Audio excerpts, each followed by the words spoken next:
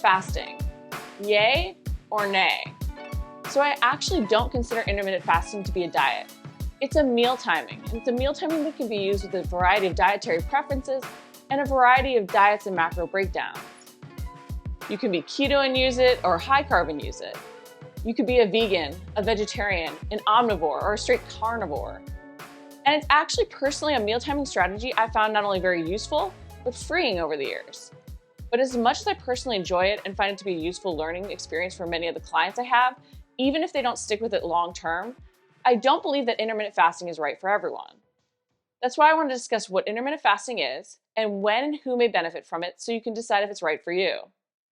Because from our meal timing to our calorie intakes to our macro breakdowns, the systems all have to work together to get us results. And we have to be willing to adjust and change things as our body and needs and goals change over time. You may even find that things like intermittent fasting work for you to reach a certain goal, but fight against you when your goals or lifestyle change. And we can't be so married to something we aren't open to shifting. So before I dive into whether IF is right for you, I want to give a bit of background on what it is. So what is intermittent fasting and what types of intermittent fasting can you do? There are a few different types of intermittent fasting.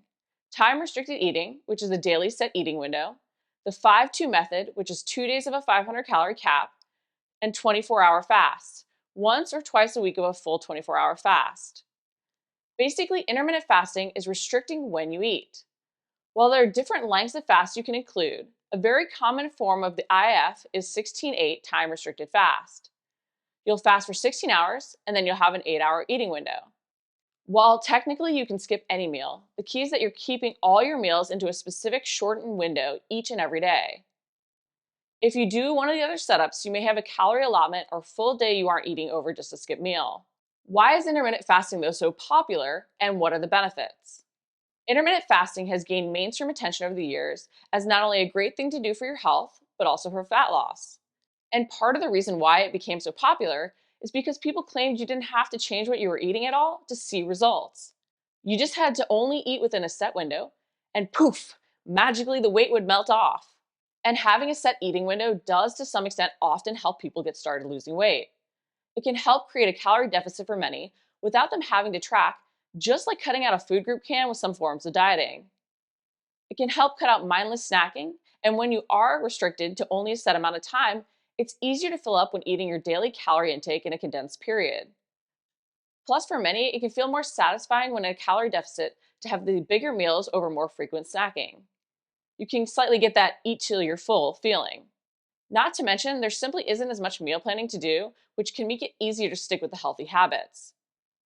So many find the simple lifestyle change sustainable while leading to the habits they need to lose weight. Now, from a more scientific perspective of why some others feel that IF is so helpful for fat loss. It's argued that it can promote stronger insulin sensitivity and increased growth hormone secretion, both of which can also help with gaining muscle, which in turn leads to better fat loss results. The more we're able to focus on muscle mass retention, the less metabolic adaptations we suffer from as we lose weight. Muscle mass is metabolically costly, meaning it needs a lot of energy to be maintained. In a deficit, we could often end up using muscle mass as fuel, especially the greater the deficit we're actually in. So by promoting an anabolic environment, we can prevent metabolic adaptations and burn more calories at rest by promoting better muscle mass retention and growth. It can also lead to better fat burning results, especially when at the end of a longer fast. That's part of why that 12 to 18-hour window is recommended. Some even argue it's especially helpful when you have that last little bit you want to lose off of those stubborn areas.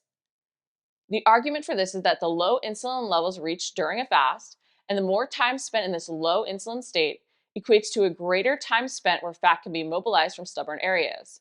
And this state is different than the one seen with a low-carb diet because triglycerides inhibit HSL, or hormone-sensitive lipase, in a similar manner to insulin.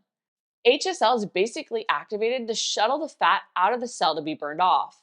But because of this fatty acid mobilization and the fact that some studies have shown fasting to increase abdominal subcutaneous blood flow, the argument has been made that IF can better promote loss from the stubborn belly fat area, which may be a reason for women, especially during menopause, to consider trying IF while dialing in their macros, as estrogen levels decreasing during menopause can lead to more stubborn belly fat accumulating.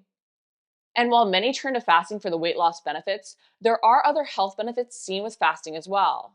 It reduces your risk of cancer, decreases triglycerides and LDL, as well as cholesterol and inflammation markers, reduces blood pressure, improves cardiovascular function, improves your brain functioning, and can even help prevent conditions such as Parkinson's, dementia, and Alzheimer's. But as we know, nothing is a magic pill. And many of the benefits often associated with fasting studies have been shown to also be created through a calorie deficit, and then maintaining a healthy weight overall, regardless of your meal timing. We have to remember that one size doesn't fit all. So, what are the downsides to intermittent fasting? Now, a downside is not that your muscles will melt off if you miss a meal, and you don't need to eat every 2 hours and 6 small meals a day to keep your metabolism humming. And no, breakfast is not the most important meal of the day, and you're doomed if you skip it. So, in terms of huge negative consequences from fasting, I just don't really see that there are any, especially when it comes to weight loss. But that still doesn't mean that it's a magic pill or right for you. We simply can't just eat whatever we want, whenever we want, and see the results we want. Macros and calories still matter. If you dial those in, any meal timing that fits your lifestyle is going to work. Forcing a meal timing that doesn't fit your schedule or lifestyle will backfire, no matter how magical it's even touted to be. And that's all too often the main reason why intermittent fasting doesn't work for people. They're forcing a meal timing that isn't realistic or sustainable for them, and then they don't know how to truly dial in their nutrition to match their needs and goals when they take out the restriction of an eating window. If you train first thing in the morning, trying to fast until the afternoon probably won't work out. And while you can make your eating window earlier, many don't find that lifestyle sustainable, as it means you're eating dinner earlier than you'd like to maintain. For others, fasting ultimately results in overeating. They become so hungry, they end up overeating, even though it's during a set window. And they find that their cravings increase. So if you aren't finding that fasting makes your life easier, there's no point in doing it, especially because you can simply achieve the same benefits through a calorie deficit and by dialing in your macros.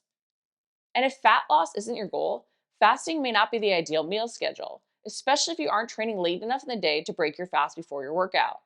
While fasted training can potentially help our fat loss results, it may backfire when we're trying to gain muscle. Having full glycogen stores to create that anabolic environment and help your body repair and rebuild can be key, especially if you're a hard gainer or an advanced lifter who won't see those newbie gains. Gaining muscle is a slow process, and for many of us, it really requires creating the right environment and having fuel readily available. Not to mention, fasting may mean your energy levels are lower than ideal, so you can't push your training in the gym as hard as you'd like to create that progressive overload. Now, that being said, many still love to use intermittent fasting when trying to gain muscle. So now the question is intermittent fasting right for you? There are two main reasons I most often use it with clients. To help them better understand their true hunger cues, because so often we just get used to eating at set times over really understanding what our body is telling us. And the second is to work around their schedule to make hitting their macros and feeling full and satisfied easier. If this meal timing feels right for you, great, use it. Everything we include in our lifestyle should be focused on our needs and goals. And for many of us, fasting allows us to eat when we're hungry and maintain the macros and calories we need to feel fueled while seeing results. It gives us a freedom to adjust our meals around whatever works, even that day. But whatever your fitness goal, no meal schedule is going to get you results if your calories and macros aren't in line with your needs and goals. You still need to focus on overall macros and calories for the day. If those aren't in line, you're not going to see the results you want, period. You can still overeat, even eating within a small window. So this isn't some magic fat loss fix. Not to mention, if your goal is gaining muscle and you found you really struggle, sticking with IF no matter how much you love it for fat loss may work against you. Change requires change, and you may find you need to adjust your meal timing to help you make sure you're creating that anabolic environment. While this could just mean a pre-workout meal to break your fast instead of eating first thing after, you may find you need to swap to a longer eating window and more meals. The key is finding what works for you and your current needs and goals. And ladies, you may find you respond differently to IF than men do. Studies have shown potentially fewer benefits from fasting for women, and even more adverse effects in terms of adrenal stress and even muscle mass loss in premenopausal women. So it may be good if you aren't naturally a meal skipper to start with a shorter fast and only build up to a longer length if it feels right. However, for females, because of the change we go through in menopause, Intermittent fasting may become more useful as we get older. Because we can develop insulin resistance during menopause, and lower estrogen levels can lead to more belly fat being gained, IF may be a nice complement to changes in our macros to help us avoid the dreaded menopausal weight gain. The key with IF is to realize that our meal timing needs to match our needs and goals. Experimenting to find what feels best for you is key. But realize results come from all of the systems being dialed in and focused on what you need. And that your meal timing, calories, and macros all need to work together, and you need to be willing to adjust over time. If you liked the video, make sure to like it, comment below if you have any questions, and subscribe. We're posting new videos each week.